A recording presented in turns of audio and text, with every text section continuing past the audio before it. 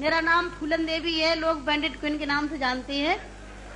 और हमें पता नहीं था कि इतना संघर्ष करने के बाद हम जिंदा रहेंगे और आज आप सबके बीच में भी पहुंचेंगे, इतना मान सम्मान भी हम पाएंगे, ये हमने कभी नहीं सोचा था। 4 साल हम जंगल में भटके। आपको पता होगा कि हमारे हिंदुस्तान में, नहीं कहना चाहिए ऐसे मौके पर, मैं कहूंगी, बताऊंगी जो मेरे पे बीती है, कि हमारे सामंतशाही लोग, पैसे वाले लोग, और खासकर मैं जात का नाम लूंगी तो लोग कहेंगे दुबई में जाके जात पुकारी रहेगी।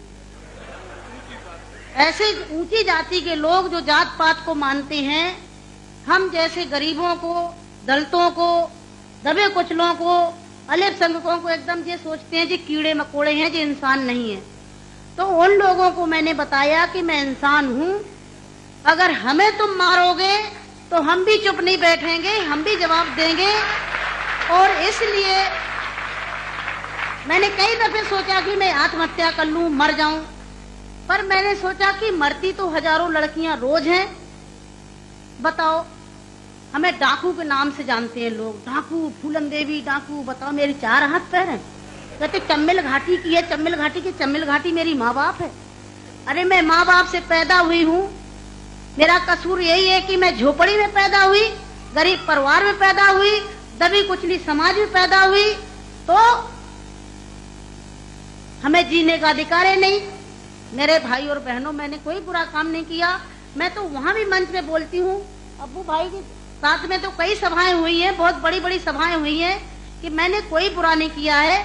आपने सुना होगा, सुना का आप तो वहीं के सब रहने वाले हैं, कुछ हमारे भाई हैं यहाँ के, है कि एक सीता के कारण इतने बड़े जो रावण का आज तक पुतला फूंकते हैं, उसका यही कसूर था कि खाली एक औरत को उठा ले गया तो आज तक पुतला फूंकते हैं। मैंने क्या बुरा किया?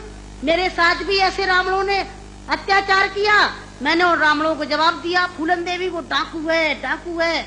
अरे वो तो माननीय मुलायम सिंह जी की देन है, नहीं नाम लेना चाहिए, जो आज हम समाज के अंदर खड़े हैं। और नहीं तो इतनी बड़ी साजिश रची थी, हमने कोई बुरा काम नहीं किया। जिन्होंने हमें सताया, हमें समाज में रहने लायक नहीं रखा, तो गुस्सा में इंसान अच्छा काम नहीं करता, गुस्सा में गलत ही करता है। और जो कुछ भी हुआ, अच्छा और बुरा, सबक सिखाने के लिए कि हम जैसी बहन बेटियों के साथ अन्याय अत्याचार करोगे तो कोई भी महिला घर से बाहर निकल के और अपने अधिकारों की लड़ाई लड़ने के लिए मैदान में खड़ी हो जाएगी। तो मेरे भाई और बहनों, हमें तो डाकू घोषित कर दिया। जब मैं चुनाव लड़ने जाती हूँ तो सब एक ही भाषण रहते हैं, किसी के और कोई भाषण नहीं रहते हैं। बताओ, मैं डाकू दिखाई देती हूँ? क्या होता डाकू है? तुमने हमें सताया, हमें लूटा पीटा। डाकू तो वो बेईमान जो हम जैसी महिलाओं को लूटते पीटते हैं। तो मेरे भाई और बहनों, 4 साल में जंगल में भटकी, 11 साल में जेल में रही, और जेल में भी हमें पागलों के साथ रखा गया था। अच्छी जगह नहीं रखा गया, यही पागल महिला थी, पागल महिलाओं में रखा गया था। 11 साल तक हमें जेल में रखने के बाद कोर्ट में पेश नहीं करा गया। और जब जेल से छोड़े गए तो बहुत बड़ा हमारे हिंदुस्तान में तूफान आया कि इतनी बड़ी डाकू को छोड़ दिया गया, बहुत बड़ा अन्याय हुआ।